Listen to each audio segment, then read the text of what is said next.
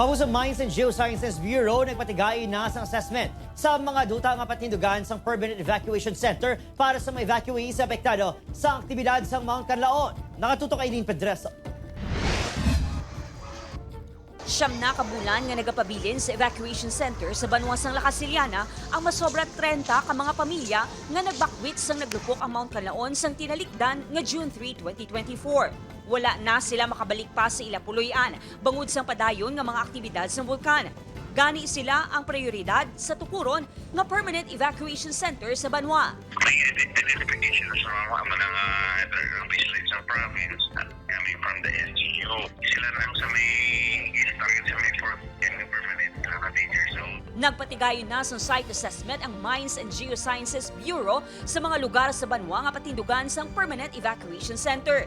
70 to 80 square meters ang lot area sa kada balay nga igatukod kag may lugar nga sarang nga makapananom kag makasagod sang sapat ang mga evacuees. May hara sila sa waiting area at then may sila kung mahuman book ng kumay pugas then marot crafts may area sila na then Sa tiyon nga mag-issue na sang certificate ang MGB sa mapiling nga duta, mahimo na nga mag-umpisa ang konstruksyon sa mga balay. Upod Geruel Bangoy, Aileen Pedreso, 1 Western Visayas.